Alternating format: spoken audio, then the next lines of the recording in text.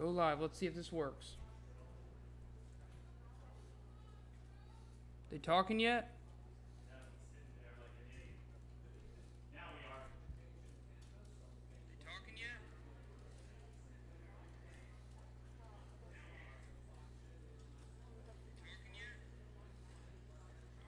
Watchdog Radio.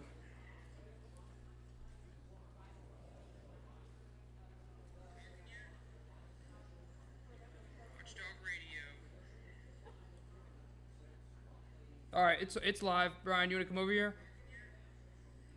Yeah, look at this. Come over here. All right, it's live. Brian, you want to come over here? Yeah, look at this.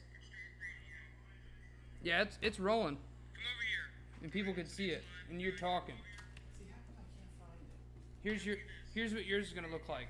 Yours is gonna look like they can hear this. They can hear you. Depending if it's too loud, turn it down or work it. If you're here, good evening sure from the Health Education Campus of Case Western Reserve University and the Cleveland Clinic. I'm Chris Wallace of Fox News, and I welcome you to the first of the 2020 presidential debates between President Donald J. Trump and former Vice President Joe Biden. This debate is sponsored by the Commission on Presidential Debates. The Commission has designed the format, 6 roughly 15-minute segments, with 2-minute answers from each candidate to the first question, then open discussion for the rest of each segment. Both campaigns have agreed to these rules. For the record, I decided the topics and the questions in each topic. I can assure you, none of the questions has been shared with the Commission or the two candidates. This debate is being conducted under health and safety protocols designed by the Cleveland Clinic, which is serving as the health security advisor to the Commission for all 4 debates. As a precaution, both campaigns have agreed the candidates will not shake hands at the beginning of tonight's debate. The audience here in the hall has promised to remain silent. No cheers, no boos or other interruptions, so we, and more importantly you, can focus on what the candidates have to say. No noise except right now, as we welcome the Republican nominee, President Trump, and the Democratic nominee, Vice President Biden.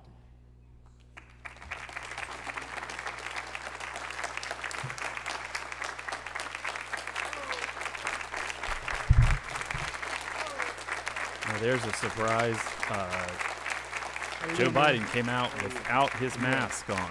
I thought for sure he'd come out at least with it on and then take it off. Gentlemen, a lot of people have been waiting for this night, so let's get going. Our first subject is the Supreme Court. President Trump, you nominated Amy Coney Barrett over the weekend to succeed the late Ruth Bader Ginsburg on the court. You say the Constitution is clear about your obligation and the Senate's to consider a nominee to the court.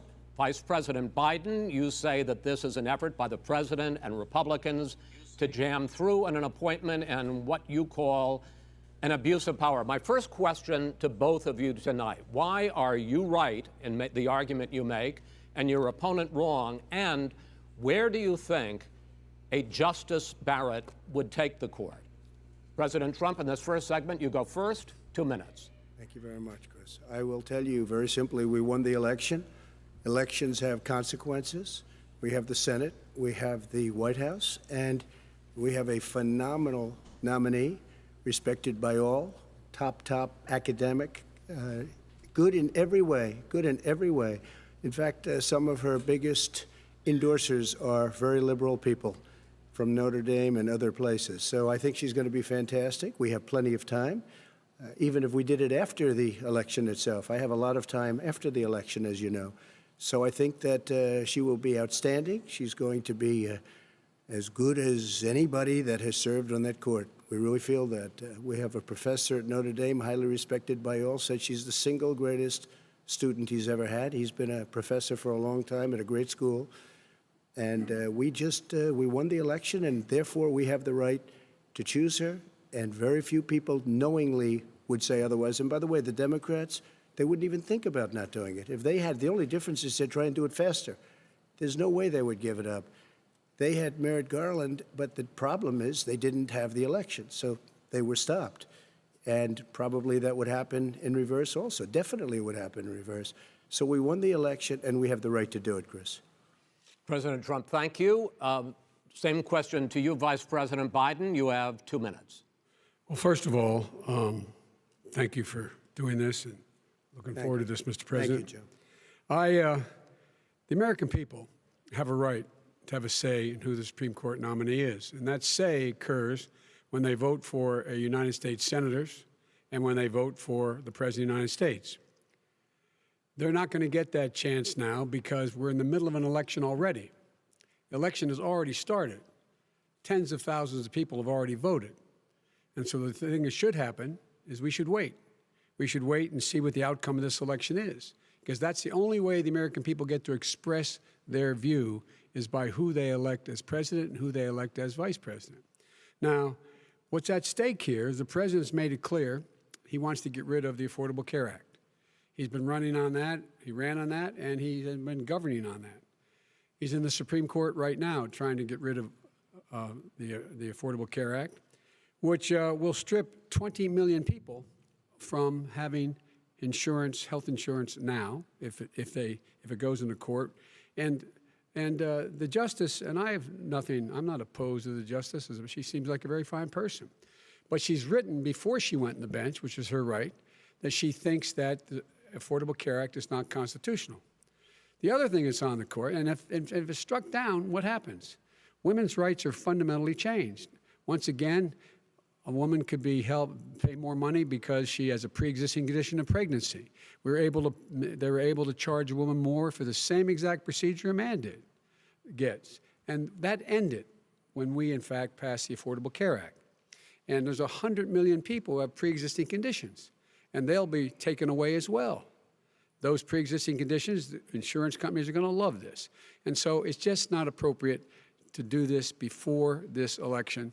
If he wins the election and the Senate is Democrat or Republican, then he goes forward. If not, we should wait until February. All right. There aren't 100 million people with pre-existing conditions. As far as a say is concerned, the people already had their say. Okay, Justice Ginsburg said very powerfully, very strongly, at some point, 10 years ago or so, she said a president and the Senate is elected for a period of time, but a president's elected for 4 years. We're not elected for 3 years. I'm not elected for 3 years. So we have the Senate, we have a president. He's elected to the next during election. that period of time, we have an opening. I'm not elected for 3 years. I'm elected for 4 years. And the 100 million people, Joe, the 100 million people is totally wrong. I don't know where you got that number.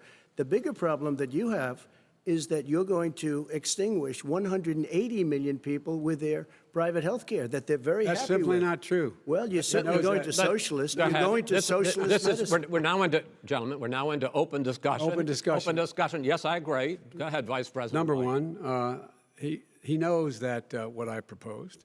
What I proposed is that we expand Obamacare and we increase it. We do not wipe any. And one of the big debates we had with 23 of my colleagues trying to win the nomination that I won were saying that Biden wanted to allow people to have private insurance still. They can. They do. They will under my proposal. It's not what you've said, But and it's not what your party has said. That is simply your party a lie. doesn't say it. Your party wants to go socialist medicine. My party is and me. socialist right healthcare. now, I am and the they're going to Democratic dominate Party. you, Joe. You know that. I am the Democratic Party right now. The platform of the Not according Democratic to Party Harris. is what I, in fact, approved of. What I approved of. Now, here's the deal. The deal is that it's going to wipe out pre-existing conditions. And by the way, the 200,000 people that have died on his watch, how many of those have survived? Well, there's 7 million people that contracted COVID. What does it mean for them going forward if you strike down the Affordable Care Act? Joe, you've had 308,000 military people dying because you couldn't provide them proper health care in the military. So don't tell me about this. I'm happy to talk about this. And if you were here, Look, it wouldn't be here's the deal. 200, it would be 2 million people because you were very late on the draw. You Late didn't on want the me to draw. ban China, which was heavily infected. You didn't want me to ban All right, gentlemen, Europe, which was heavily Mr. President, You would have Mr. been much President, later, Joe. Mr. President, much later. Mr. President, You're talking about 2 million people. You're Mr. not gonna be able to President, as shut the him up. moderator, We are going to talk about COVID in the next segment, but go ahead. Let me finish. The point is that the president also is opposed to Roe v. Wade. That's on the ballot as well in the court. And so that's also at stake right now. And so the election is already You don't know it's begun. on the ballot. Why is it on the ballot? Because Why is it on the ballot? It's not on the ballot. It's on the ballot in the court. I don't think so. In the court. Well, There's nothing happening there. Donald, would you And just you don't be quiet know for a her minute? view on Roe v. Wade. You I don't don't know her know. view. Well, all right. Let's talk. We got a lot to unpack here, gentlemen. We got a lot of time. So on health care, and then we'll come back to Roe v. Wade. All right. Mr. President, the Supreme Court will hear a case a week after the election in which the Trump administration, along with 18 state attorneys general, are seeking to overturn That's right. Obamacare, to end Obamacare. You have spent the last... Because they want to give good health care. If I may ask my question, sir. Good health care. Over the last 4 years, you have promised to repeal and replace Obamacare, but you have never in these 4 years come up with a plan, a comprehensive plan Yes, to I have. replace Obamacare. Of course I have. Well, I got rid of the individual mandate. I'm going to give you an opportunity. I got rid of the individual mandate, which was a That is big not a chunk of comprehensive Obamacare. plan. That is absolutely a big thing. That was the worst I part didn't of ask Obamacare. Sir, Chris, you're that was the debating him, worst not part me. of Obamacare. Let me ask my question. Well, I'll ask Joe. The individual mandate was the most unpopular aspect of Obamacare. I got rid of it. I'd like you and we to, will protect Mr. people President, with I'm the pre-existing moderator of this conditions. debate, and I would like you to let me ask my question, and then you can answer your ahead. question. You, in the course of these 4 years, have never come up with a comprehensive plan to replace Obamacare, and just this last Thursday, you signed a largely symbolic executive order to protect people with pre-existing conditions 5 days before this debate. So my question, sir, is what is the Trump health care plan? Fine. Well, first of all, I guess I'm debating you, not him, but that's okay. I'm not surprised. Let me just tell you something, that there's nothing symbolic. I'm cutting drug prices. I'm going with favored nations, which no president has the courage to do because you're going against Big Pharma. Drug prices will be coming down 80 or 90%. You could have done it during your 47-year period in government, but you didn't do it. Nobody's done it. So we're cutting health care. What about All of the pre-existing things that conditions? we've done, He has not cut insulin. health I give care. you an example. Insulin. It was destroying families, destroying people because I'm getting it for so cheap. It's like water, you want to know the truth. So cheap. Take a look at all of the drugs what we're doing, prescription drug prices. We're going to allow our governors now to go to other countries to buy drugs because When in they fact- pay just a tiny fraction. As I say, of this what is we do. open discussion. No, Let but me this ask is you about, big. this This you'll be is happy, big stuff. Sir, you'll be happy. I'm about to pick up on one of your points to ask the Vice President, which is he points out that you would like to add a public option to Obamacare. And Yes. the argument that he makes and other Republicans make is that that is going to end private insurance. It is and not. well, if I sorry. can ask you the question, it will Not end what your party says, by the way. it will end private insurance and create a government takeover of health care. It does not. It's only for those people who are so poor they qualify for Medicaid. They can get that free in most states, except governors who want to deny people who are poor Medicaid. Anyone who qualifies for Medicare would Medicaid would automatically be enrolled in the public option.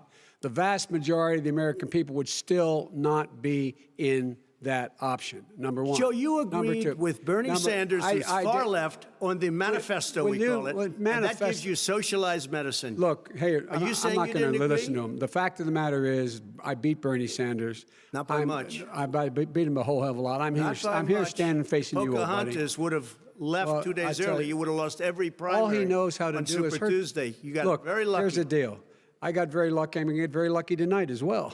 And tonight I'm going to With make what? sure because With what? here's the deal.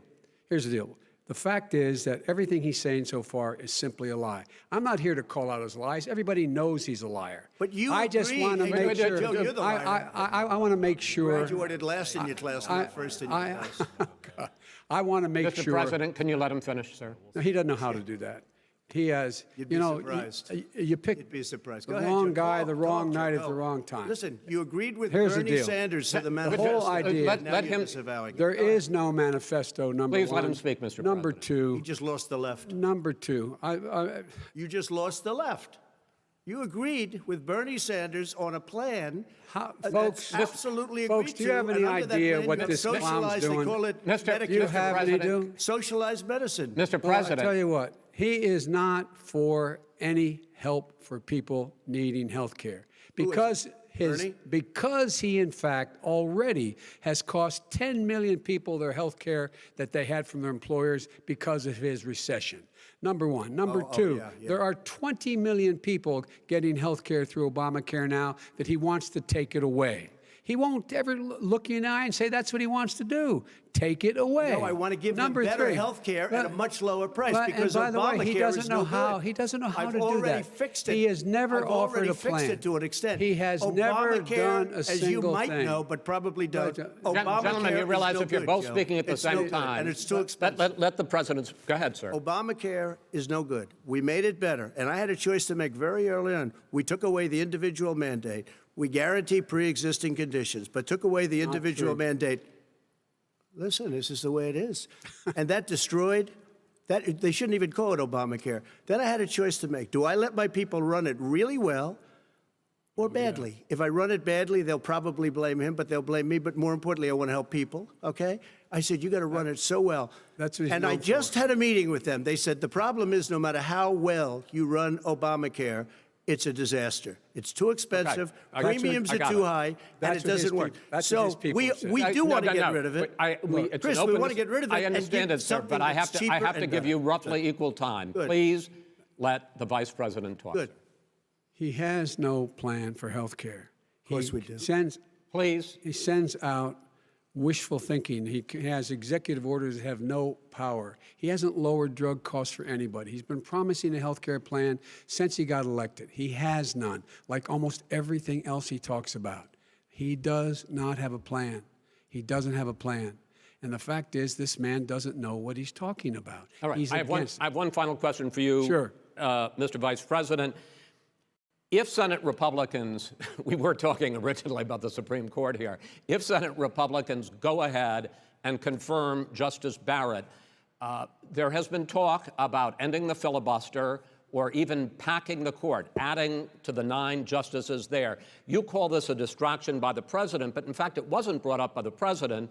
It was brought up by some of your Democratic colleagues in the Congress. So my question to you is, you have refused in the past to talk about it. Are you willing to tell the American people tonight whether or not you will support either ending the filibuster or packing the court? Whatever position I take on that, that'll become the issue. The issue is the American people should speak. You should go out and vote. You're in voting now. Vote and let your senators know how strongly you feel. Vote now. Are you going to pack the Make court? sure you, in fact, let people know He doesn't want you're a to answer the senator. question. I'm not going to answer the question Why because wouldn't you answer that because question? the question you want to put a is lot of the new question Supreme Court is justices, the radical question, left. Will you shut up, man? Listen, who is on your list, Joe? This Who's is on your so list? Right, gentlemen, I think This we've is ended so this. He's going to pack the unprecedented. court. We have He's ended. not going to give a list. We have ended this segment. We're going to move on to the second segment. That was really a productive segment, wasn't it? Keep yapping, man. The people understand, Joe. They sure do. 47 years you've done nothing. They understand. All right. The second subject is COVID-19, which is an awfully serious subject, so let's try to be serious about it. We have had more than 7 million cases of coronavirus in the United States, and more than 200,000 people have died. Even after we produce a vaccine, experts say that it could be months or even years before we come back to anything approaching normal. My question for both of you is, based on what you have said and done so far and what you have said you would do starting in 2021, why should the American people trust you more than your opponent to deal with this public health crisis going forward? In this case, the question goes to you first, sir. 2 minutes uninterrupted. Good luck. 200,000 dead. As you said, over 7 million infected in the United States. We, in fact, have 5%, 4% of the world's population, 20% of the deaths. 40,000 people a day are contracting COVID. In addition to that, about between 750 and 1,000 people a day are dying. When he was presented with that number, he said, it is what it is. Well, it is what it is because you are who you are. That's why it is. The president has no plan. He hasn't laid out anything. He knew all the way back in February how serious this crisis was. He knew it was a deadly disease. What did he do? He's on tape as acknowledging he knew it. He said he didn't tell us or give people a warning of it because he didn't want to panic the American people. You don't panic. He panicked. In addition to that, what did he do? He went in and we were insisting that the Chinese, the people we had on the ground in China should be able to go to Wuhan and determine for themselves how dangerous this was. He did not even ask Xi to do that. He told us what a great job Xi was doing. He said we owe him a debt of gratitude for being so transparent with us. And what did he do then? He then did nothing. He waited and waited and waited. He still doesn't have a plan. Wrong. I laid out Sir, back it's in 2 March minutes. exactly So what we wrong. should be doing. And I laid out again in July what we should be doing. We should be providing all the protective gear possible. We should be providing the money the House has passed in order to be able to go out and get people the help they need to keep their businesses open schools. It costs a lot of money. You should get out of your bunker and get out of the sand trap and get in your golf course and go in the Oval Office and bring together the Democrats and Republicans and fund what needs to be done now to save lives. So if Wait, we wait, would have listened to You have 2 minutes, sir. if we would have listened to you, the country would have been left wide open. Millions of people would have died, not 200,000, and one person is too much. It's China's fault. It should have never happened. They stopped it from going in, but it was China's fault. And by the way, when you talk about numbers, you don't know how many people died in China. You don't know how many people died in Russia. You don't know how many people died in India. They don't exactly give you a straight count, just so you understand. But if you look at what we've done, I closed it, and you said he's xenophobic. He's a racist, and he's xenophobic because you didn't think I should unrelated have to closed your our country. COVID. No, Wait sir, a minute. It says 2 minutes. You didn't think we should have closed our country because you thought it was terrible. You wouldn't have closed it for another 2 months. By my doing it early, in fact, Dr. Fauci said, President Trump saved thousands of lives. Many of your Democrat governors said, President Trump did a phenomenal job. We worked with the governor. Oh, really? Go take a look. The governors said I did a phenomenal job. Most of them said that. In fact, people that would not be necessarily on my side said that. President Trump did a phenomenal job. We did. We got the gowns. We got the masks. We made the ventilators. You wouldn't have made ventilators. And now we're weeks away from a vaccine. We're doing therapeutics already. Fewer people are dying when they get sick. Far fewer people are dying. We've done a great job. The only thing I haven't done a good job, and that's because of the fake news. No matter what you say to them, they give you bad press on it. It's just fake news. They give you good press. They give me bad press because that's the way it is, unfortunately. But let me just tell you something. I don't care. I've gotten used to it. But I'll tell you, Joe, you could never have done the job that we did. You don't have it in your blood. You could have never done that job. I know how to do the job. I know how to get the job Well, you done. didn't do very well in swine flu. H1N1, you were a disaster. Your own chief of staff said you were a disaster. 14,000 people died, not 200,000. There was A no very- economic recession. Sir, you made a There was- wait, no, there was no lethal recession. disease, You made by a the way. point. Let him answer. And there was no one, we didn't shut down the economy. This is his economy he's shut down. The reason it's shut down is because, look, you folks at home, how many of you got up this morning and had an empty chair at the kitchen table because someone died of COVID? How many of you were in a situation where you lost your mom or dad and you couldn't even speak to them? You had a nurse holding a phone up so you could, in fact, say goodbye. You would have lost far How more many people. That Far is- more people. And, You would have been and by the way, months late. your own, You were his months behind me, his Joe. own CDC director says we could lose as many as another 200,000 people between now and the end of the year. And he said, if we just wear a mask, we can save half those numbers, just a mask. And by the way, in terms of the whole notion of a vaccine, we're for a vaccine, but I don't trust him at all, nor do you. I know you don't. What we trust is a scientist. You don't we trust Dr. Johnson Fauci. & Johnson, Pfizer? And Okay, by the way, gentlemen, let me move on to questions about the future because you both have touched on two of the questions I'm going to ask. Focusing on the future first, President Trump, you have repeatedly either contradicted or been at odds with some of your government's own top scientists. The week before last, the head of the Centers for Disease Control, Dr. Redfield, said it would be summer before the vaccine would become generally available to the public. You said that he was confused and mistaken. Those were your two words. Yeah. But Dr. Slaoui, the head of your Operation Warp Speed, has said exactly the same thing. Are they both wrong? Well, I've spoken to the companies, and we can have it a lot sooner. It's a very political thing because people like this would rather make it political than save lives. It is a very political thing. I've spoken to Pfizer. I've spoken to all of the people that you have to speak to. We have great Moderna, Johnson & Johnson, and others. They can go faster than that by a lot. Become very political because the left, or I don't know if I call them left, I don't know what I call them. So you're suggesting that the head of your Operation Warp Speed, Dr. Slaoui? I disagree with him. Yeah, no, I disagree with both of them. And he didn't say that. He said it could be there, but it could also be much sooner. I had him in my office 2 days ago. He talked about the summer, sir, before it's generally available. Just like He Dr. said it's a Redfield. possibility that we'll have the answer before November 1st. It could also I'm be talking after about when it's that. generally available. Not when it Well, will we're be. going to deliver it right away. We have the military all set up. Logistically, they're all set up. We have our military that delivers soldiers, and they can do 200,000 a day. They're going to be This delivering is the the same vaccine. man It's who all told set you up. by Easter this would be gone away. By the warm weather, it'd be gone. Miraculous, like a miracle. And by the way, maybe you could inject some bleach in your arm, and that would take care of it. This is the same man. That was said sarcastically, and you know that. That was said sarcastically. And so here's the deal. This man is talking about a vaccine. Every serious company is talking about maybe having a vaccine done by the end of the year. But the distribution of that vaccine will not occur until sometime beginning or the middle of next year to get it out, if we get the vaccine. And pray God we will.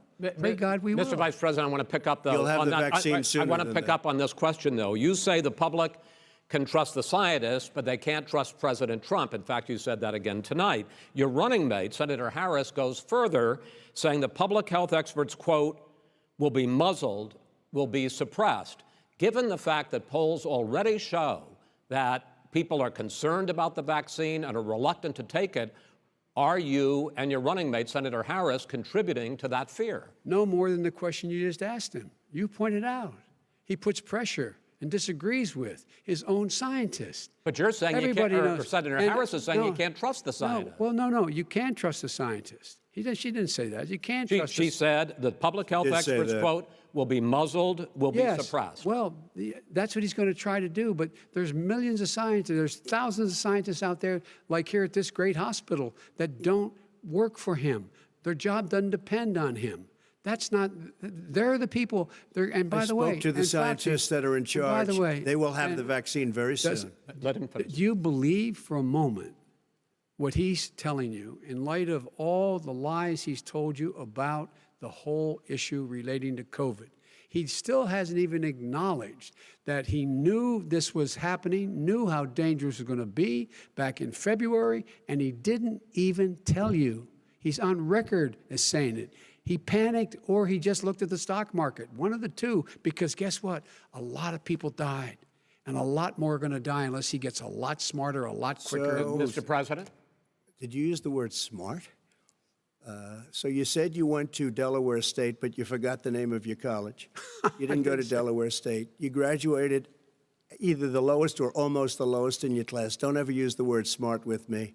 Don't ever use that word. Oh, give me a break. Because you know what? There's nothing smart about you, Joe. 47 years you've done nothing. Let's have this debate. And if We'll you see would have who's had, let me just tell you something, Joe. No, if you would have had the charge of what I was put through, I had to close the greatest economy in the history of our country. And by the way, now it's being built again. see, and he's it's We're going to going get up to the fast. economy in the next segment, sir. Okay.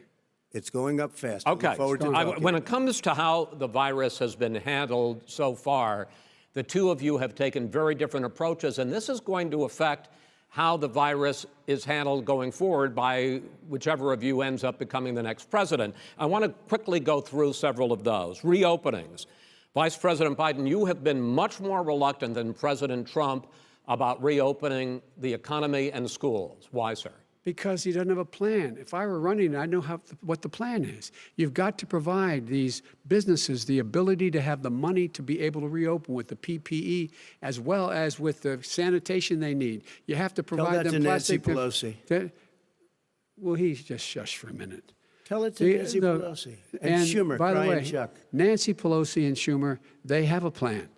He won't even meet with them. The Republicans won't meet in the Okay. Senate. Let- And he sits on his golf course. And, well, I mean, literally, think about it. You probably play think more than about I it. do, Joe. What about this question of reopenings and the fact? Well, he wants to shut down this country, and I want to keep it open. And we You did ju- a great he thing just by admitted shutting he it shut down. it down. Wait a minute, Let Joe. him Let me finish, shut sir. you down for a second, Joe, just for 1 second. He wants to shut down the country. We just went through it. We had to because we didn't know anything about the disease. Now we found that elderly people with heart problems and diabetes and different problems are very, very vulnerable. We learned a lot. Young children aren't. Even younger people aren't. We've learned a lot. But he wants to shut it down. More people will be hurt by continuing. If you look at Pennsylvania, if you look at certain states that have been shut down, they have Democrat governors all. One of the reasons they're shut down is because they want to keep it shut down until after the election on yeah. November 3rd. I want to move on to another because subject. it's a I want to move political on to thing. another I've subject. got to But respond. those, I but wanna those move- states, gentlemen, I those wanna move states on to are another not subject. doing well that are shut down Which is right gotta now. respond to that. Wants President to shut Trump, down the you whole have country. begun to increasingly question the effectiveness of masks as a disease preventer. And in fact, recently you have cited the issue of waiters touching their masks and touching plates. Are you questioning No, I think the masks efficacy are of okay. of You have masks? to understand, if you look, I mean, I have a mask right here. I put a mask on, when I think I need it. Tonight, as an example, everybody's had a test, and you've had social distancing and all of the things that you have to. But I Just wear like your masks rallies. when needed. When needed, I wear masks. Okay, let me ask. I don't wear masks like him. Every time you see him, he's got a mask. He could be speaking 200 feet away from it. He shows up with the biggest mask I've ever seen. I will say this. Vice President Biden, go ahead, sir. Look, the way to open businesses is give them the wherewithal to be able to open. We provided money. The Congress. But I was asking you, sir, about masks. Well, masks make a big difference. His own head of the CDC said if we just wore masks between now, everybody wore masks in social distance between now and January, we'd probably save up to 100,000 lives. It matters. And they've also It said the matters. opposite. They've And also said the opposite. no serious person said the opposite. They've no also said, well, look serious at I wanna Dr. ask you- Fauci. Dr. Fauci said the He opposite. did not I want say to the ask you, we opposite. got a said little very bit more than a strongly, minute left in this masks segment. are not good. Then he changed his mind. He said masks are good. I I'm wanna okay ask- with masks. I I'm want to not ask you fighting both masks. about one last subject because your different approaches has even affected the way that you have campaigned. President Trump, you're holding large rallies with crowds packed together, thousands of people. Outside.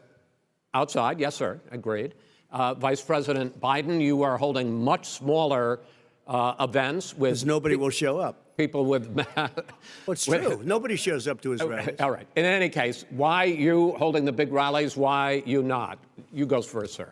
Because people want to hear what I have to say. I mean, But are you I've not done a worried great about it job spreading as a disease? president, and I'll have 35,000 people show up at airports. We use airports. Are you and not worried hangars, about and we the have a disease lot of issue, people. sir? Well, so far we have had no problem whatsoever. It's outside. That's a big difference, according to the experts. And we do them outside. We have tremendous crowds, as you see. I mean, and literally on 24 hours' notice. And Joe does the circles and has 3 people someplace. Okay. By the way, did you see Yes, sir. one of the last big rallies he had? And a reporter came up to him to ask him a question. He said, no, stand back. Put on your mask. Put on a mask. Have you been tested? I'm way far away from those other people. That's what he said. I can't. I'm going to be okay. He's not worried about you. He's not worried about the people out there breathing in one another. We've had no or negative cheek to effect. jowl. No negative effect. We've had no negative effect. And we've had 35,000, 40,000 All right. people wanna at these rallies. Just Yes. quickly finish up because I want to move on to our next. Yes, I would. He's been totally irresponsible the way in which he has handled the social distancing and people wearing masks, basically encouraged them not to. All right. He's a fool on this. If you could get the crowds, you would have done the same thing. But you can't. Nobody cares. Gentlemen, can we move on to the cares. gentlemen? Can we move on to the economy? Yes. The economy is, I think it's fair to say, recovering faster than expected from the shutdown. Much faster. In the second quarter, the unemployment rate fell to 8.4% last month. The Federal Reserve says the hit to growth, which is going to be there, is not going to be nearly as big as they had expected. President Trump, you say we are in a V-shaped recovery. Vice President Biden, you say it's more of a K-shape. What difference does that mean to the American people in terms of the economy? President Trump, in this segment, you go first. So we built the greatest economy in history. We closed it down because of the China plague. When the plague came in, we closed it down, which was very hard psychologically to do. He didn't think we should close it down, and he was wrong. And again, 2 million people would be dead now instead of still 204,000 people is too much. One person is too much. Should have never happened from China. But what happened is we closed it down, and now we're reopening, and we're doing record business. We had 10.4 million people in a 4-month period that we've put back into the workforce. That's a record the likes of which nobody's ever seen before. And he wants to close down he will shut it down again. He will destroy this country. You know, a lot of people, between drugs and alcohol and depression, when you start shutting it down, you take a look at what's happening in some of your Democrat-run states where they have these tough shutdowns. And I'm telling you, it's because they don't want to open it. One of them came out last week. You saw that.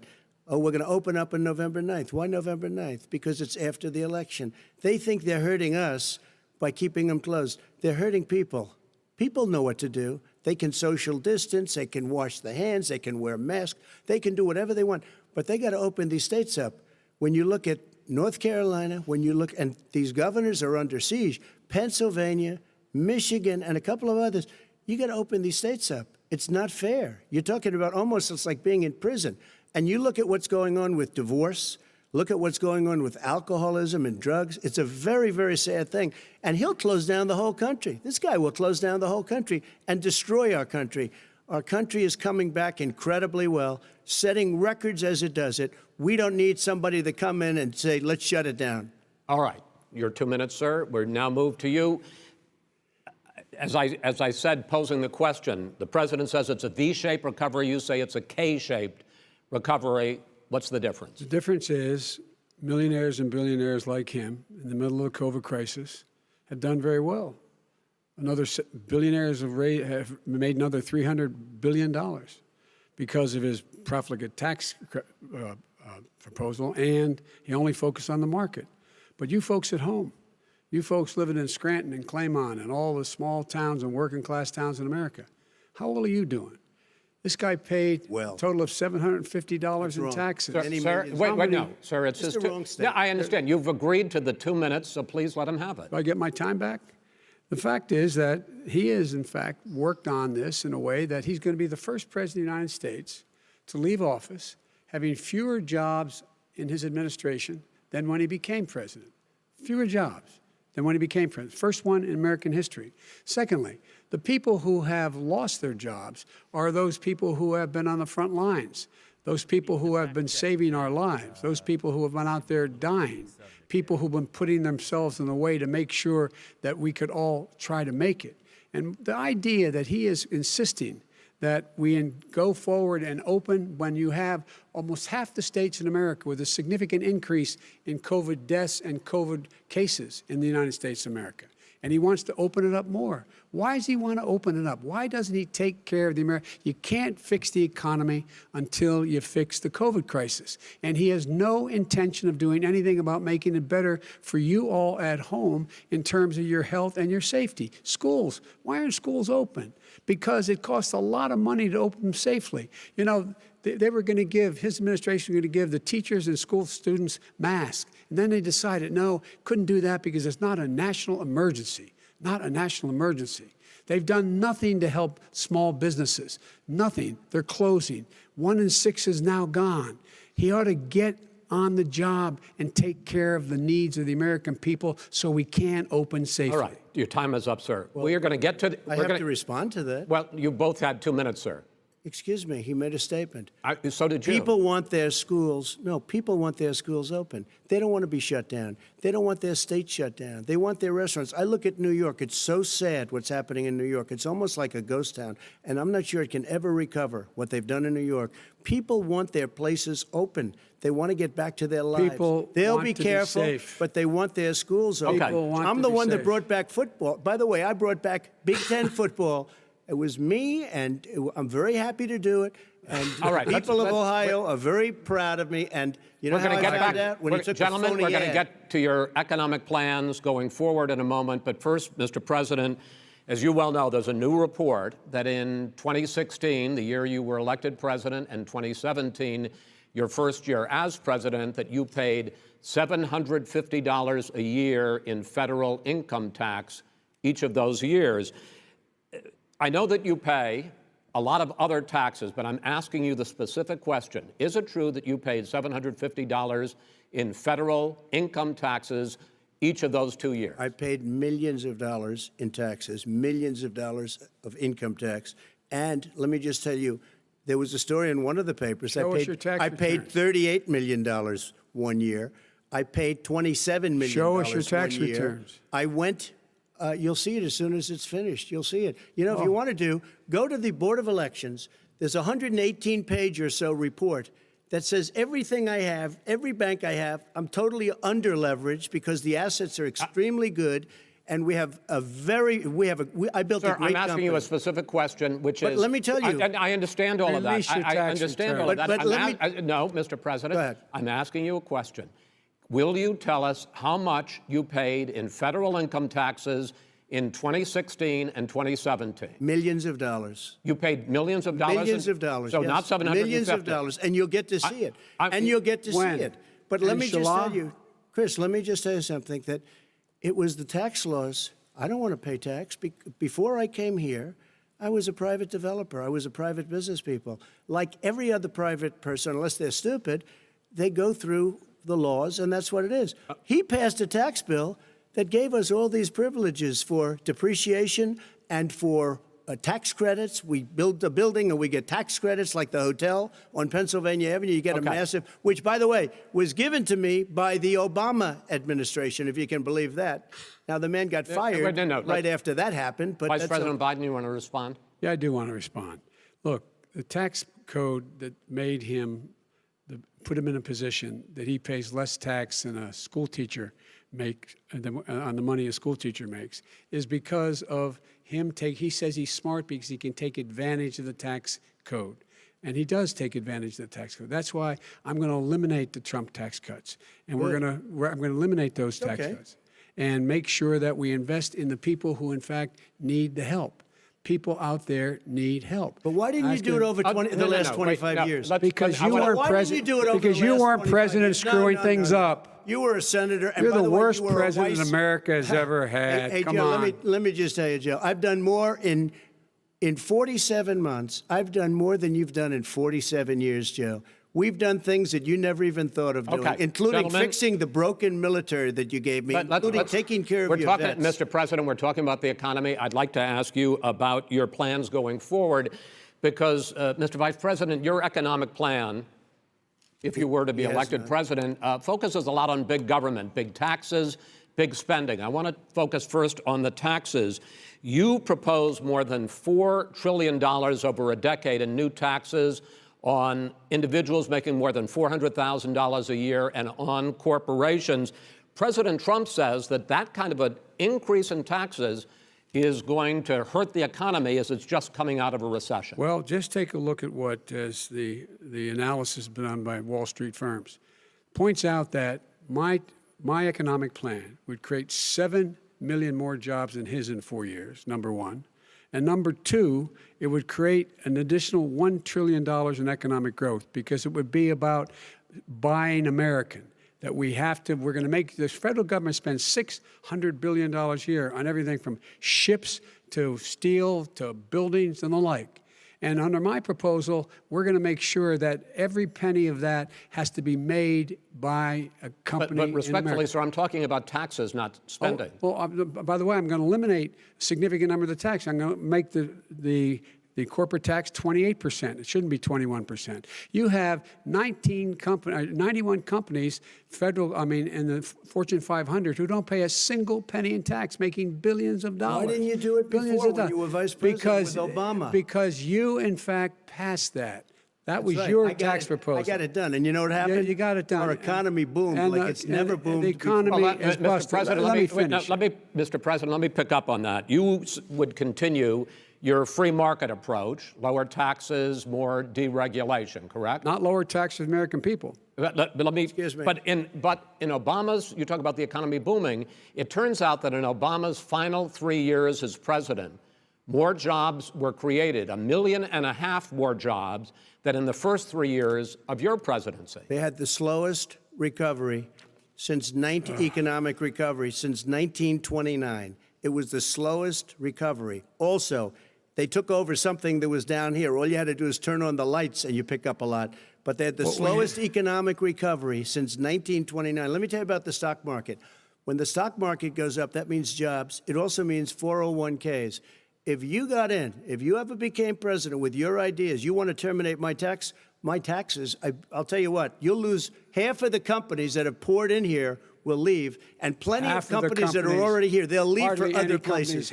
They will leave, and you will have a depression, the likes of which you've never seen. Look, we inherited the worst recession short of a depression in American history.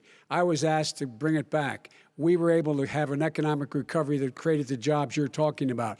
We handed him a booming economy. He blew it. It wasn't booming. Blew he blew it. It wasn't booming. It was the weakest recovery since 1929. Is it fair to say he blew it when, in fact, when there was record low unemployment before COVID? Yeah, but because what he did, even before COVID, manufacturing went in the hole. Manufacturing went in a hole. Excuse me, one. Chris. Wait. Number two. Chris. Number three. They said it would take. No, you were number two. No. Chris. They said it would take a miracle to bring back manufacturing. I brought back 700,000 jobs. They brought back nothing. They gave up on manufacturing. Part of my standard fare. I'm the guy that brought back the automobile industry. All right, let him. We brought back. I was asked to bring back Chrysler and General Motors. We brought them back right here in the state of Ohio and Michigan. He blew it. They're gone. He blew it. And in fact, they're going. Ohio had the best year it's ever had last year. Michigan had the best year they've ever had. That is not Many true. car companies came in from Germany, from Japan, went to Michigan, went to Ohio. They're not having that. And they didn't come in with you. Mr. Vice President, go ahead. And so you take a look at what he's actually done. He's done very little. His trade deals are the same way. He talks about these great trade deals. You know, he talks about the art of the deal. China's perfected the art of the steal. We have a higher deficit with China now than we did before. We have the highest trade deficit with Mexico. China ate your lunch, down 18%. China ate your lunch, Joe. And no wonder your son goes in and he takes out billions of dollars, to manage. He makes millions of dollars.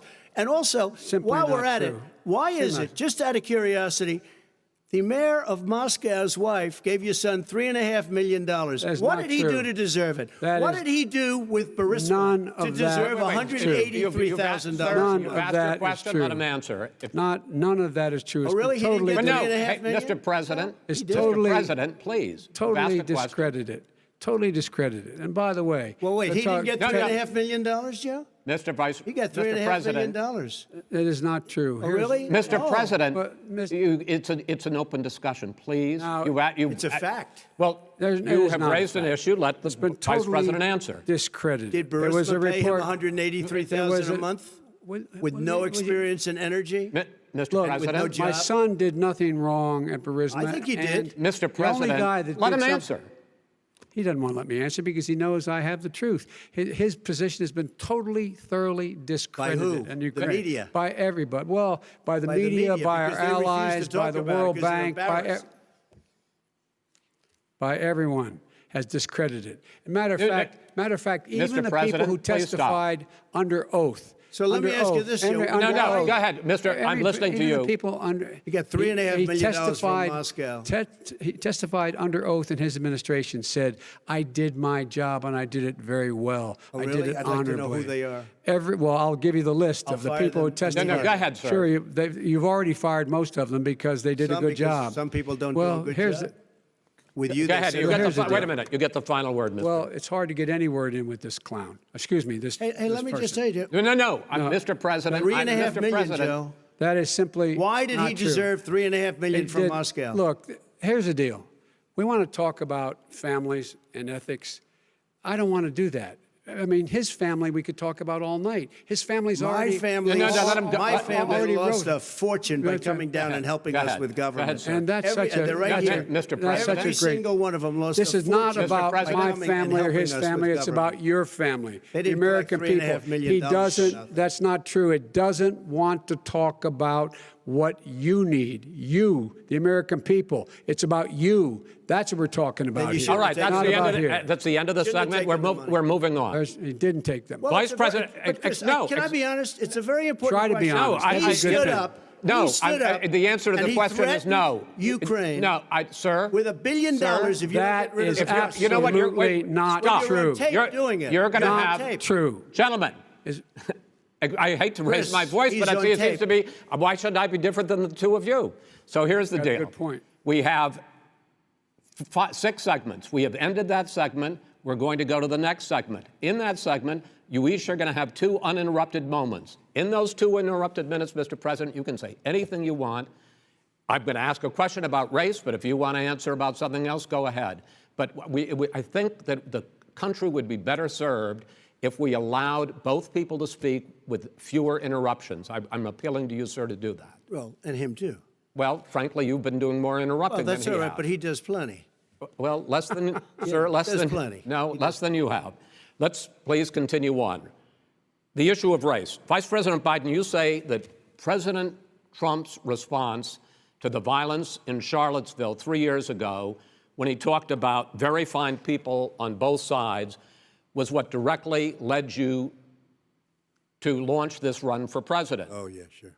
President Trump, you have often said that you believe you have done more for Black Americans than any president, with the possible exception of Abraham Lincoln. My question for the two of you is, why should voters trust you rather than your opponent to deal with the race issues facing this country over the next 4 years? Vice President Biden, you go first. It's about equity and equality. It's about decency. It's about the Constitution. And we have never walked away from trying to require equity for everyone, equality for the whole of America. But we've never accomplished it. But we've never walked away from it like he has done. It is true. The reason I got in the race is when those people, close your eyes, remember what those people look like coming out of the fields carrying torches, their veins bulging, just spewing anti-Semitic bile, and accompanied by the Ku Klux Klan. A young woman got killed. And they asked the president what he thought. He said there were very fine people on both sides. No president has ever said anything like that. It is who's Now, 2 minutes, sir. second point I'd make to you is that when Floyd was killed, when Mr. Floyd was killed, there was a peaceful protest in front of the White House. What did he do? He came out of his bunker, had the military use tear gas on him so he could walk across to a church and hold up a Bible. And then what happened after that? The bishop of that very church said that it was a disgrace. The general who was with him said all he ever wants to do is divide people, not unite people at all. This is a president who has used everything as a dog whistle to try to generate racist hatred, racist division. This is a man who, in fact, you talk about helping African Americans. 1 in 1,000 African Americans has been killed because of the coronavirus. And if he doesn't do something quickly, by the end of the year, 1 in 500 will have been killed. 1 in 500 African Americans. This man is a savior of African Americans. This man cares at all. This man's done virtually nothing. Look, the fact is that you have to look at what he talks about. You have to look at what he did. And what he did has been disastrous for the African-American community. So, President Trump, you have 2 minutes. Why should Americans trust you over your opponent to deal with he racism? did a crime bill, 1994, where you call them super predators, African Americans, the super predators, and they've never forgotten it. They've never forgotten it, Joe. No, sir, it's his 2 minutes. So you did that, and they call you a super predator, and I'm letting people out of jail now that you have treated the African American population community, you have treated the black community about as bad as anybody in this country. You did the 1990, and that's why, if you look at the polls, I'm doing better than any Republican has done in a long time, because they saw what you did. You call them super predators, and you've called them worse than that, because you look back at your testimony over the years, you've called them a lot worse than that. As far as the church is concerned, and as far as the generals are concerned, we just got the support of 250 military leaders and generals, total support. Law enforcement, almost every law enforcement group in the United States. I have Florida, I have Texas, I have Ohio, I have excuse me, Portland, the sheriff just came out today and he said, I support President Trump. I don't think you have any law enforcement. You can't even say the word law enforcement, because if you say those words, you're going to lose all of your radical left supporters. And why aren't you saying those words, Joe? Why don't you say the words law enforcement? Because you know what? If they called us in Portland, we would put out that fire in a half an hour, but they won't do it because they're run by radical left Democrats. If you look at Chicago, if you look at any place you want to look, Seattle, they heard we were coming in the following day, and they put up their hands, and we got back Seattle. Minneapolis, we got it back, Joe, because we believe in law and order, but you don't. The top 10 cities and just about the top 40 cities are run by Democrats and, in many cases, radical left. And they've got you wrapped around their finger, Joe, to a point where you don't want to say anything about law and order. And I'll tell you what, the people of this country want and demand law and order, and you're afraid to even say it. All right. I want to return to the question of race. Vice President Biden, after the grand jury in the Breonna Taylor case decided not to charge any of the police with homicide, you said it raises the question, quote, whether justice could be equally applied in America. Do you believe that there is a separate but unequal system of justice for blacks in this country? Yes, there is. There's systemic injustice in this country, in education and work and in law enforcement and the way in which it's enforced. But look, the vast majority of police officers are good, decent, honorable men and women. They risk their lives every day to take care of us. But there are some bad apples. And when they occur, when they find them, they have to be sorted out. They have to be held accountable. They have to be held accountable. And what I'm going to do as President of the United States is call together an entire group of people at the White House, well, everything from the civil rights groups to the police officers, to the police chiefs, and we're going to work this out. We're going to work this out so we change the way in which we have more transparency in when these things happen. These cops aren't happy to see what happened to George Floyd. These cops aren't happy to see what happened to Breonna Taylor. Most don't like it. But we have to have a system where people are held accountable. And by the way, violence in response is never appropriate. Never appropriate.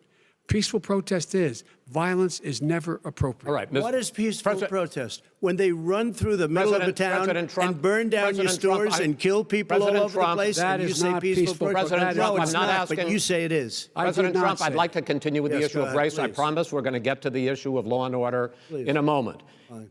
This month, your administration directed federal agencies to end racial sensitivity training that addresses white privilege or critical race theory.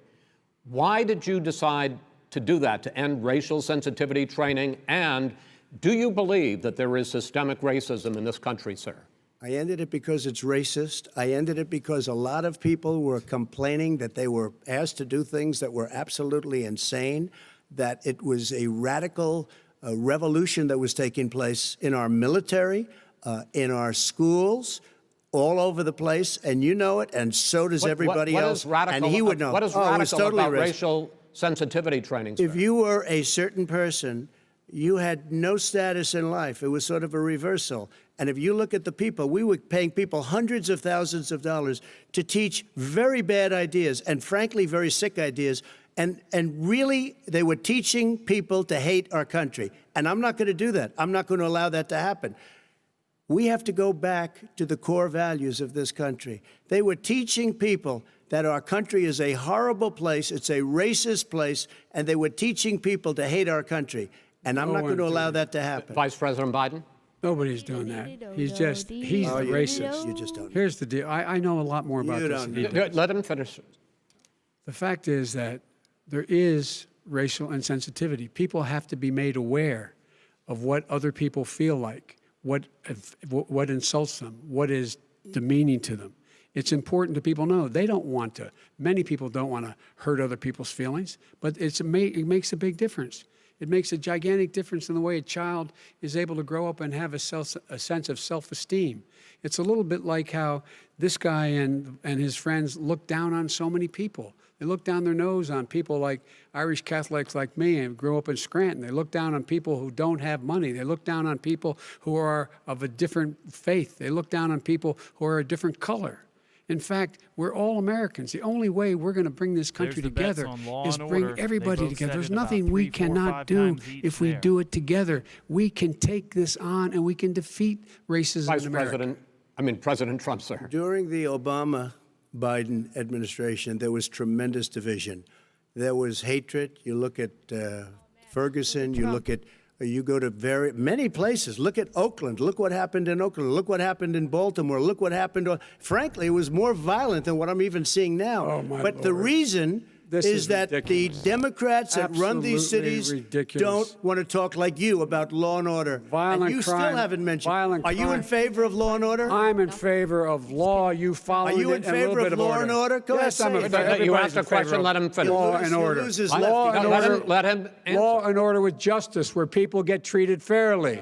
And the fact of the matter is, violent crime went down 17%, 15% Ooh, go in Joe our Biden. administration. All right. It's gone up on his watch. Went down much more He in had- ours. All right, we're He now. is president of the Mr. President, United you're going States of America. We Mr. were President, breaking every record in the Mr. book. President, you're going to be very happy because And we're now going to excuse talk me, about law and order. Places we had trouble were Democratic-run cities. That's and exactly those my question. Democratic- There has been a dramatic increase in homicides in America this summer, particularly, and you often blame that on Democratic mayors and Democratic governors, but in fact, there have been equivalent spikes in Republican-led cities like Tulsa and Fort Worth. So the question is this really a party issue? I think it's a party issue. You can bring in a couple of examples, but if you look at Chicago, what's going on in Chicago, where 53 people were shot and 8 died, shot. If you look at New York, where it's going up like nobody's ever seen anything, the numbers are going up 100, 150, 200%. Crime. Republican It is cities. crazy what's going on.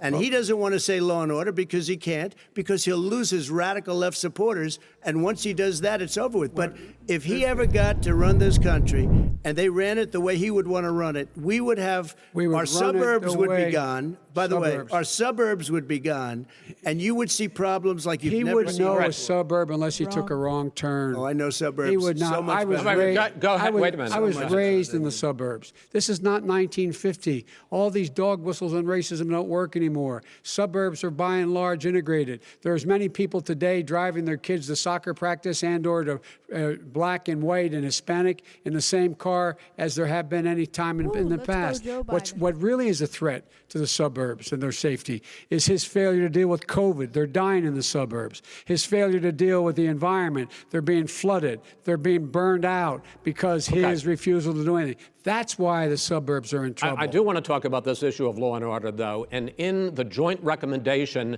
that came from the Biden-Bernie Sanders task force, you talked about, quote, reimagining policing. First of all, what does reimagining policing mean, and do you support? It means Let me, if I might finish the question. What does reimagining policing mean, and do you support the Black Lives Matter call for community control of policing? Look, what I support is the police having the opportunity to deal with the problems they face. And I'm totally opposed to defunding the police offices. As a matter of fact, local police, the only one defunding it, his budget calls for a $400 million cut in local law enforcement assistance. They need more assistance. They need, when they show up for a 9/11 call, to have someone with them as a psychologist or psychiatrist to keep them from having to use force and be able to talk people down. We have to have community policing like we had before, where the officers get to know the people in the communities. That's when crime went down. It didn't go up, it went down. And so we have to be engaged. That's not what in they're prevention. talking about, That's- Chris. That's Well, not he's what not they're gay. talking That's He's talking about exactly- defunding the police. That is not true. He doesn't have any law Would you- support. look, He has no law enforcement That's not support. true. Almost That's nothing. look, Oh, really? Who do you have? Name one group that supports you. Name one group that came out and supported you. Go Look, ahead. look. Think. We have time. we don't have time to do No, anything. think All right. about it. Look, Name folks, one law enforcement group that came out and I supported think, gentlemen, you, I think Joe. I'm going to take back the There aren't. moderator's I don't role, think there are any. and I want to get to another subject, which is the issue of protests in many cities that have turned violent. In Portland, Oregon, especially, we had more than 100 straight days of protests, which I think you would agree. You talk about peaceful protests. Many of those turned into riots. Mr. Vice President, you say that people who commit crimes should be held accountable. The question I have, though, is as the Democratic nominee, and earlier tonight you said that you are the Democratic Party right now, have you ever called the Democratic mayor of Portland or the Democratic governor of Oregon and said, hey, you got to stop this, bring in the National Guard, do whatever it takes, but you stop the days and months of violence in Portland? I don't hold public office now. I am a former vice president. I've made it clear in my public statements that the violence should be prosecuted. It should be prosecuted, and anyone who commits it But should you've be never prosecuted. called for the people, He's never the said leader. that. Excuse me, sir.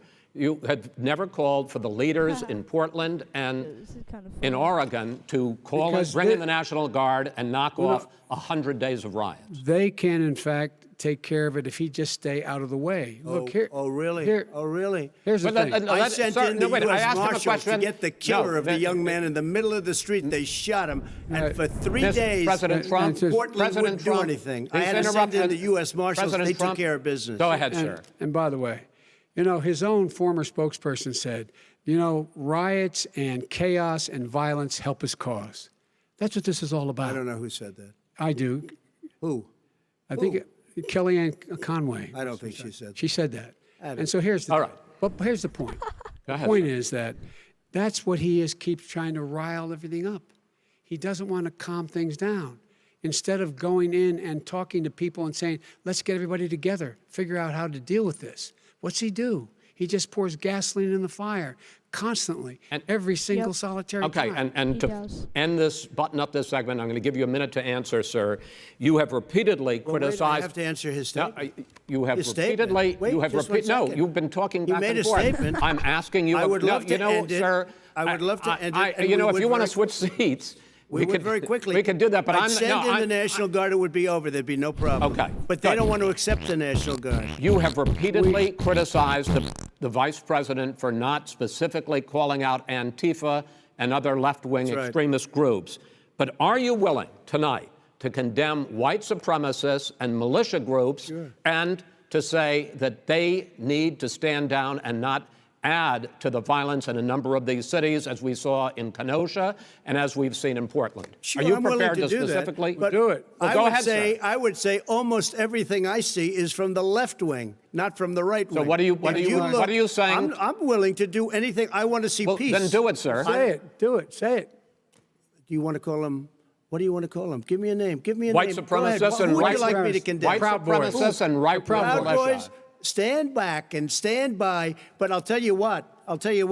Somebody's got to do something about Antifa and the left, because this is not a right-wing problem. His This own is a left-wing. FBI director This said is a the threat left-wing from Go ahead, problem. white go ahead, sir. supremacists. Antifa's an idea, not an organization. you gotta be not kidding. militia. That's what Oh, really? his It's an idea. FBI, Okay. FBI director Gentlemen, said. Well, we're then gonna- you know what? No, He's no, we're wrong. done. We're done, sir. We're moving on to the next. Everybody We're gives moving. When a you bat advice hits in you your over the head, that's administration. not an idea. Everybody in Antifa your is bad. administration tells you the truth has a bad idea. Can I tell you what? You have no ideas that are. Antifa is a dangerous All right, radical gentlemen, group. we're now moving on to the Trump and and you ought to be Biden careful with records. them. They'll overthrow you. When in a 2 president, seconds. I'm going to ask a question.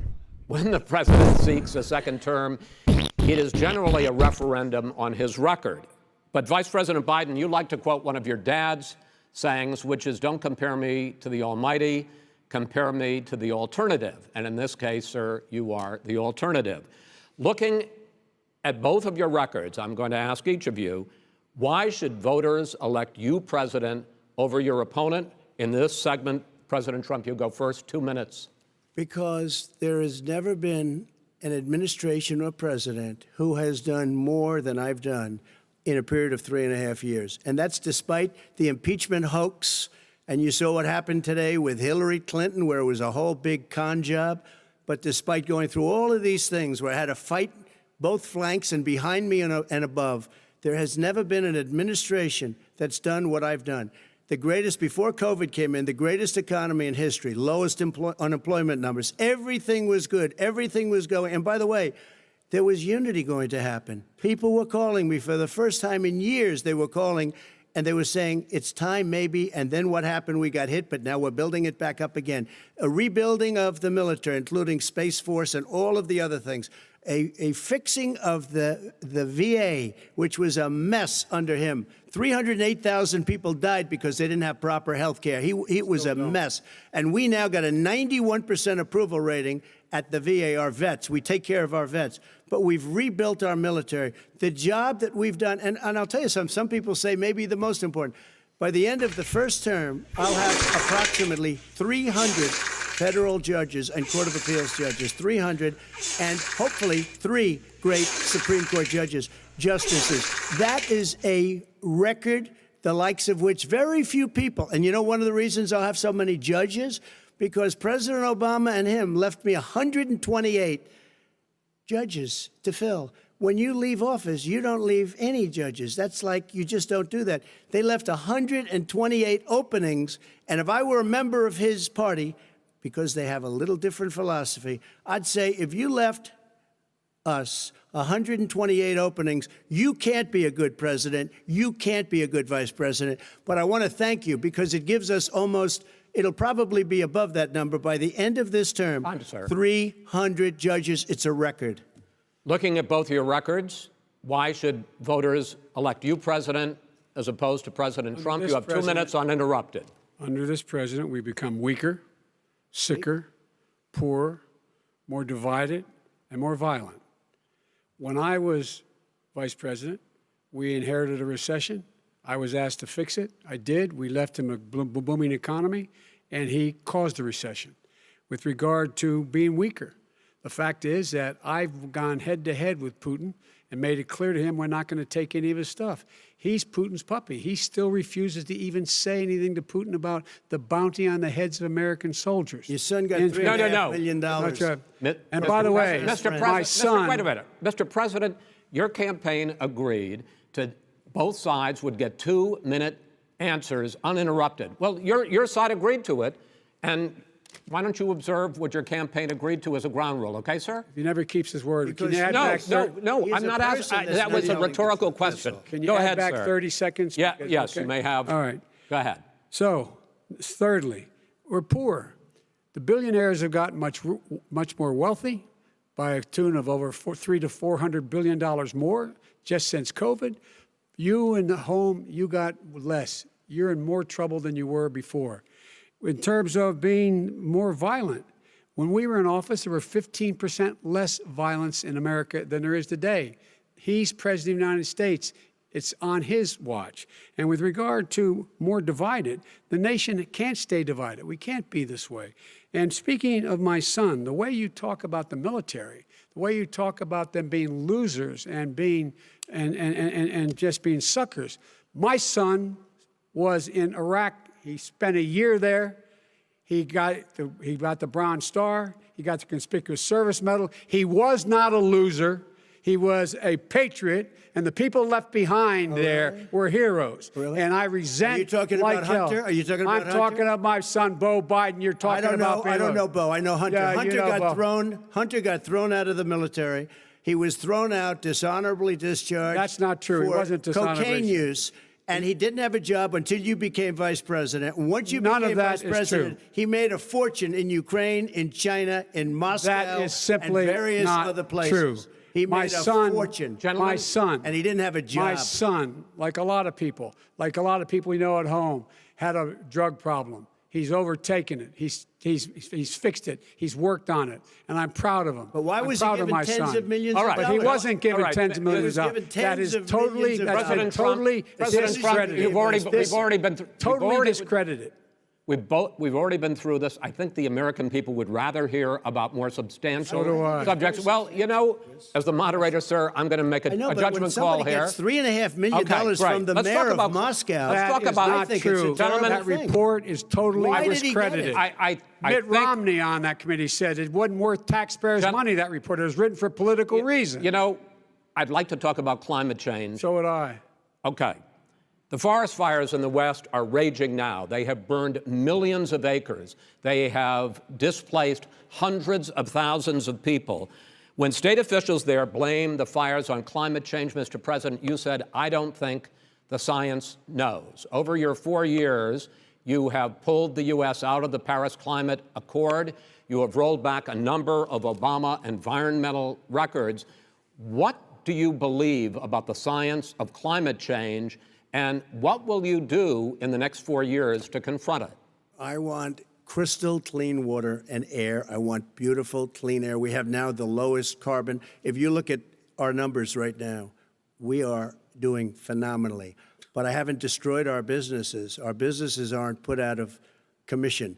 If you look at the Paris Accord, it was a disaster from our standpoint. And people are actually very happy about what's going on because our businesses are doing well. As far as the fires are concerned, you need forest management in addition to everything else.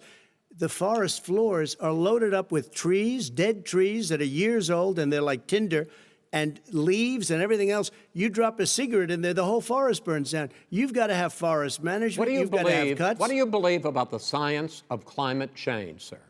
I believe that we have to do everything we can to have immaculate air, immaculate water, and do whatever else we can that's good. You know, we're planting 1 billion trees, the Billion Tree Project, and it's very exciting for a lot of people. That human pollution, greenhouse gas emissions contributes to the global warming of this planet? I think a lot of things do, but I think to an extent, yes. I think to an extent, yes. But I also think we have to do better management of our forests. Every year, I get the call, California's burning. California's burning.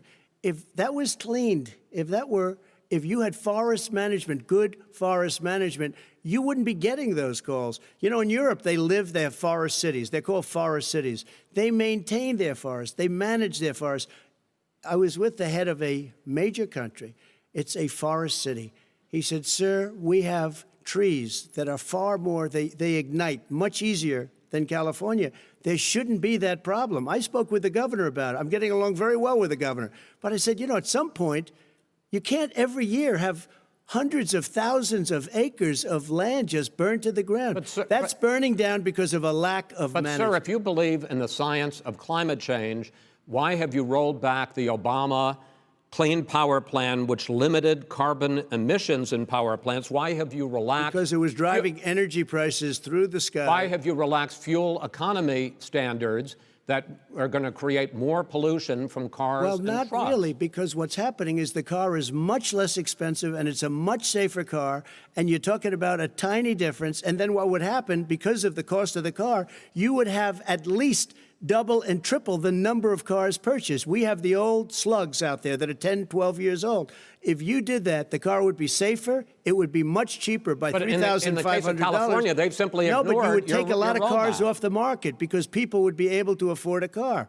Now, and by the way, we're going to see how that turns out. But a lot of people agree with me, many people. The car has gotten so expensive because they have computers all over the place for an extra little bit of gasoline. And I'm okay with electric cars, too. I think I'm all for electric cars. I've given big incentives for electric cars. But what they've done in California is just crazy. Right. Vice President Biden, I'd like you to respond to the president's climate change record, but I also want to ask you about a concern. You proposed $2 trillion in green jobs. You talk about new limits, not abolishing, but new limits on fracking, ending the use of fossil fuels to generate electricity by 2035, and zero net emission of greenhouse gases by 2050. The president says a lot of these things would tank the economy and cost millions of jobs. He's absolutely wrong, number one. Number two, if in fact, during our administration, the Recovery Act, I was in charge, able to bring down the cost of renewable energy to cheaper than or as cheap as coal and gas and oil. Nobody's going to build another coal-fired plant in America. No one's going to build another oil-fired plant in America. They're going to move to renewable energy, number one. Number two, we're going to make sure that we are able to take the federal fleet and turn it into a fleet that's run on their electric vehicles. Making sure that we can do that, we're going to put 500,000 charging stations and all of the highways that we're going to be building in the future. We're going to build an economy that, in fact, is going to provide for the ability of us to take 4 million buildings and make sure that they, in fact, are weatherized in a way that, in fact, they'll emit significantly less gas and oil because the heat will not be going out. There's so many things that we can do now to create thousands and thousands thousands of jobs. We can get to net zero in terms of energy production by 2035. Not only not costing people jobs, creating millions of good paying jobs, not 15 bucks an hour, but prevailing wage, by having a new infrastructure that, in fact, is green. And the first thing I will do, I will rejoin the Paris Accord. I will join the Paris Accord because with us out of it, look what's happening. It's all falling apart. And talk about someone who has no relationship with foreign policy. Brazil, the rainforests of Brazil are being torn down, are being ripped down. More carbon is absorbed in that rainforest than every bit of carbon that's emitted in the United States. Instead of doing something about that, I would be gathering up and making sure we had the countries of the world coming up with $20 billion and say, here's $20 billion. Stop tearing down the forest. And if you don't, then you're going to have significant economic consequences. What about the argument that President Trump basically says that you have to balance environmental interests and economic interests, and he's drawn his line? Well, he hadn't drawn a line. He still, for example, makes sure that he wants to make sure that methane's not a problem. You can now emit more methane without it being a problem. Methane. This is a guy who says that you don't have to have mileage standards for automobiles that exist now. This is a guy who says that, well, the fact that it's all true. And here's the deal. He's talking about the Green New Deal, and it's not $2 billion or $20 billion, as you said. It's $100 trillion. I'm talking about where they want to rip down buildings and rebuild the building. No, it's the dumbest, most ridiculous. Where airplanes are out of business, where two-car systems are out, where they want to take out the cows too. That's not true either, right? This is a $100 trillion. Look, that's more money than our country could make in 100 years if we're not going to the case. All right, let me destroy our because I country. actually, wait a minute, sir. I actually have studied your plan, and it includes upgrading 4 million buildings, weatherizing 2 million homes over 4 years, building 1.5 million energy-efficient homes. So the question becomes, the president is saying, I think some people who support the president would say that sounds like it's going to cost a lot of money and hurt the economy. What it's going to do is going to create thousands and millions of jobs, good-paying jobs. Let him finish, sir. He doesn't know how to do that. $100 billion. The fact is, it's going to create millions of good-paying jobs, and these tax incentives for people to weatherize, which he wants to get rid of. It's going to make the economy much safer. Look how much we're paying now to deal with the hurricanes. By the way, he has an answer for hurricanes. He said maybe we should drop a nuclear weapon on them. They may. I never said that. That's at all. He did say. You made it up.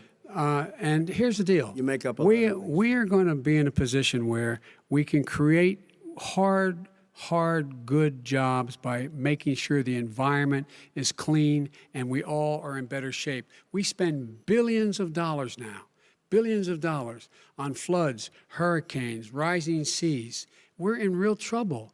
Look what's happened just in the Midwest with these storms that come through and wipe out entire sections and counties in Iowa. They didn't happen before. They're because of global warming. We make up 15% of the world's problem. But the rest of the world, we've got to get them to come along. That's why we have to get back into the Paris Accord. All right, gentlemen. Wait a minute, Chris. So why didn't he do it for 47 years? You were vice president. Why didn't you get the world? China sends up real dirt into the air. Russia does. India does. They all do. We're supposed to be good. And by the way, he made a couple of statements. The Green New Deal is $100 trillion, that is not $20 billion. My plan. That's the Green New you want to Deal rebuild every is building. Not my plan. I want to rebuild every. If he knew anything about, he made a statement about the military. He said I said something about the military. He and his friends made it up, and then they went with it. I never said it. Okay. That is what not he true. did Sir, is he you're done said in this segment. he called the military Mr. Vice President, stupid bastards. I he did said not it on say tape. that. He said stupid bastards. Please, he sir, said it. stop. I would never say that. Play to the it. military. Play it. Go ahead.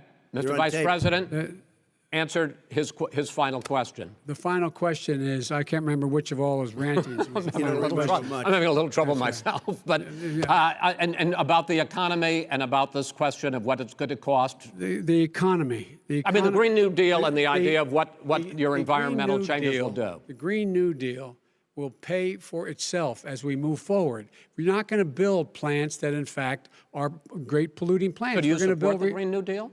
Pardon me? Do you support No, I don't support the Green New Deal. You don't? Oh, well, that's a You big let- statement. I That support means you the just Biden- lost the radical left. I Gone. support you the don't. Biden plan that I put forward. Okay.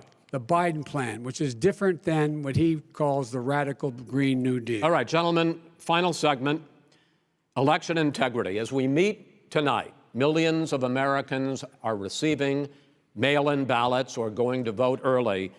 How confident should we be that this will be a fair election, and what are you prepared to do over the next 5+ weeks, because it'll not only be to Election Day, but also counting some ballots, mail-in ballots after Election Day.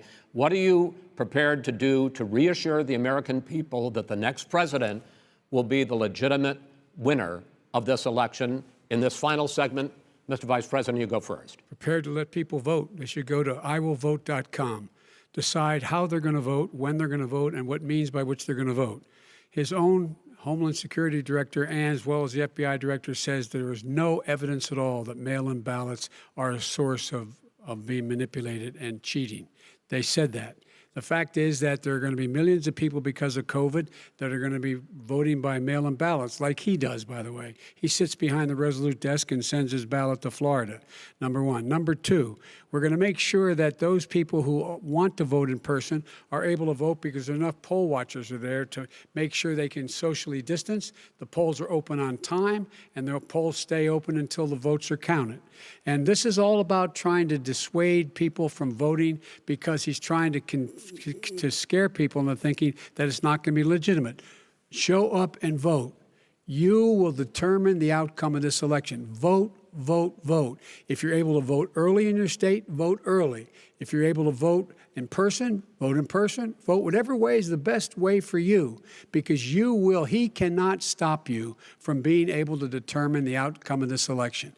And in terms of whether or not, when the votes are counted, and they're all counted, that will be accepted. If I win, that will be accepted. If I lose, that'll be accepted. But by the way, if in fact he says he's not sure what he's going to accept, well, let me tell you something. It doesn't matter, because if we get the votes, it's going to be all over. He's going to go. He can't stay in power. It won't happen. It won't happen. So vote. Just make sure you understand you have it in your control to determine what this country is going to look like the next 4 years. Is it going to change, or are you going to get 4 more years of these lies? Mr. President, 2 minutes. So when I listened to Joe talking about a transition, there's been no transition from when I won. I won that election. And if you look at crooked Hillary Clinton, if you look at all of the different people, there was no transition, because they came after me trying to do a coup. They came after me spying on my campaign. They started from the day I won, and even before I won, from the day I came down the escalator with our First Lady. They were a disaster. They were a disgrace to our country. And we've caught them. We've caught them all. We've got it all on tape. We've caught them all. And by the way, you gave the idea for the Logan Act against General Flynn. You better take a look at that, because we caught you in a sense. And President Obama was sitting in the office. He knew about it too. So don't tell me about a free transition. As far as the ballots are concerned, it's a disaster. A solicited ballot, okay, solicited is okay. You're soliciting, you're asking, they send it back, you send it back. I did that. If you have an unsolicited, they're sending millions of ballots all over the country. There's fraud. They found them in creeks. They found some with the name Trump, just happened to have the name Trump just the other day in a waste paper basket. They're being sent all over the place. They sent 2 in a Democrat area. They sent out 1,000 ballots. Everybody got 2 ballots. This is going to be a fraud like you've never seen. The other thing, it's nice on November 3rd, you're watching and you see who won the election. And I think we're going to do well, because people are really happy with the job we've done. But you know what? We won't know. We might not know for months, because these ballots are going to be all over. Take a look at what happened in Manhattan. Take a look at what happened in New Jersey. Take a look at what happened in Virginia and other places. They're not losing 2%, 1%, which, by the way, is too much. An election could be won or lost with that. They're losing 30 and 40%. It's a fraud, and it's a shame. And can you imagine where they say you have to have your ballot in by November 10th? November 10th. That means that's 7 days after the election. In theory, should have been announced. Okay. We have major states with that, all run by Democrats. 2 minutes is 2 minutes. All run by Democrats. It's President fraud. Trump, It's a rigged election. you're going to be able to continue. You have been charging for months that mail-in balloting is going to be a disaster. You say it's rigged, that it's going to lead to fraud. But in 2018, in the last midterm election, 31 million people voted mail-in voting. That was a quarter, more than a quarter, of all the voters that year cast their ballots by mail. Now that millions of mail-in ballots have gone out, what are you going to do about it? And are you counting on the Supreme Court, including a Justice Barrett, to settle any dispute? Yeah, I think I'm counting on them to look at the ballots, definitely. I hope we don't need them in terms of the election itself. But for the ballots, I think so, because what's happening is incredible. I read today, where at least 1% of the ballots for 2016 were invalidated. They take them, we don't like them, we don't like them. But what they are you throw going to them do out about it? left There and are right. millions of ballots going out What right you now. do What is are you gonna go do? and vote. You do a solicited ballot, No, and that's okay, I know or your you go and complaint. vote. I'm asking you about the fact that millions of people You go and vote. You go and No, vote. but like what I'm they, saying is, what are like you they gonna do used about to the in fact the that old. millions of people? You either do, Chris, a solicited ballot where you're sending it in, they're sending it back, and you're sending. They have mailmen with lots of it. Did you see what's going on? Take a look at West Virginia. Mailmen selling the ballots. They're being sold. They're being dumped in rivers. This is a horrible thing for our country. There is no. This is not. There is no. This is evidence not of going to that. end well. There is Okay. no This evidence is of that. not going Vice to President end well. Biden. 5 states fact, have had go ahead, mail-in sir. ballots for the last decade or more. 5, including 2 Republican states. And you don't have to solicit the ballot. It's sent to you. It's sent to your home. What they're saying is that it has to be a postmark by the time, by Election Day. If it doesn't get in till the 7th, 8th, 9th, it still should be counted.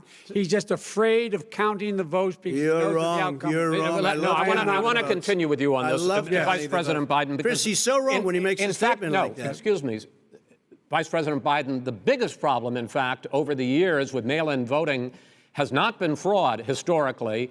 It has been that sizable numbers, sometimes hundreds of thousands of ballots are thrown out because they have not been properly filled out, or there is some other irregularity, or they missed the deadline. So the question I have is, are you concerned that the Supreme Court, with a Justice Barrett, will settle any dispute? I'm concerned that any court would settle this because here's the deal. When you get a ballot and you fill it out, you're supposed to have an affidavit. If you didn't know, you have someone say that this is me. You should be able to, if in fact you can verify that's you before the ballot is thrown out, that's sufficient to be able to count the ballot because someone made a mistake and not dotting the correct I. Who they voted for, testify, say who they voted for, say it's you. That is totally legitimate. All right. Excuse me, Chris, when you have 80 million ballots, Gentlemen, I have a final Senate question. and swamping the system, you know it can't be done. You know it can't, and already there's been so now fraud. Mail service delivers wait a minute, gentlemen. And the 185 final million question pieces of mail a is: day. in 8 ballots. states, we can keep talking. In 8 it's a states, disgrace. election workers are prohibited, currently by law, 8 states, from even beginning to process ballots, even take them out of the envelopes and flatten them until Election Day. That means that it's likely, because there's going to be a huge increase in mail-in balloting, that we are not going to know on election night who the winner is, that it could be days, it could be weeks. Could be months. Until we find out who the new president is. So first for you, sir, finally for the vice president, I hope neither of you will interrupt the other. Will you urge your supporters to stay calm during this extended period, not to engage in any civil unrest? And will you pledge tonight that you will not declare victory until the election has been independently certified? President Trump, you go first. I'm urging my supporters to go into the polls and watch very carefully, because that's what has to happen. I am urging them to do it. As you know, today there was a big problem. In Philadelphia, they went in to watch. They're called poll watchers, a very safe, very nice thing. They were thrown out. They weren't allowed to watch. You know why? Because bad things happen in Philadelphia, bad things. And I am urging my people. I hope it's going to be a fair election. If it's a fair election, urging them what? I am 100% on board. But if I see tens of thousands of ballots being manipulated, I can't go along with that. And I'll tell what- you what what, does that from mean, a not go common along? sense, Does that mean you're I'll tell gonna you tell what your it means. people to take to the It means you street? have a fraudulent election. You're And what are sending you out gonna do? 80 And million what would you ballots. do They're about not. that? They're not equipped to. These people aren't equipped to handle it. Number one. Number two. Okay. They cheat. They cheat. Hey, they found ballots in a waste paper basket 3 days ago, and they all had the name All right. military ballots. They were military. They all had the name Trump on them. Vice President think Biden, that's good? Vice President Biden, final question for you. Will you urge your supporters to stay calm while the vote is counted, and will you pledge not to declare victory until the election is independently certified? Yes, and here's the deal. We count the ballots, as you pointed out. Some of these ballots in some states can't even be opened until Election Day. And if there's thousands of ballots, it's going to take time to do it. And by the way, our military, they've been voting by ballots since the end of the Civil War, in effect. And that's what's going to happen. Why is it for them somehow not fraudulent? It's the same process. It's honest. No one has established at all that there is fraud related to mail-in ballots, that somehow it's a fraudulent process. It's already been established. Take Take a look at Carolyn Maloney's race. I in asked Manhattan. you had an opportunity Look to at respond. Carolyn Maloney. Go ahead. They have no idea what Vice happened. President Biden, go ahead. He has no idea what he's talking about. Here's the deal. The fact is, I will accept it, and he will too. You know why? Because once the winner is declared, after all the ballots are counted, all the votes are counted, that'll be the end of it. That'll be the end of it. And if it's me, in fact, fine. If it's not me, I'll support the outcome. And I'll be a president not just for the Democrats. I'll be a president for Democrats and Republicans. And this guy, I want to if see in an fact, honest Okay. ballot count. Gentlemen, We- you say that's the end Chris, of it? This is the I end wanna of this see an debate? honest ballot count. We're And I going to think leave he it does there. too. To be continued does. as in more debates as we go on. President Trump, Vice President Biden, it's been an interesting hour and a half. I want to thank you both for participating in the first of 3 debates that you have agreed to engage in. We want to thank Case Western Reserve University and the Cleveland Clinic for hosting this event. The next debate, sponsored by the Commission on Presidential Debates, will be 1 week from tomorrow, October 7th, at the University of Utah in Salt Lake City. The 2 vice presidential nominees, Vice President Mike Pence and Senator Kamala Harris, will debate at 9 p.m. Eastern that night. We hope you watch. Until then, thank you and good night. Wow, that was some Thank debate you. there. Unbelievable. I have a feeling that, for the most part, I'm pretty sure that Trump and his campaign will probably say that Chris Wallace was against him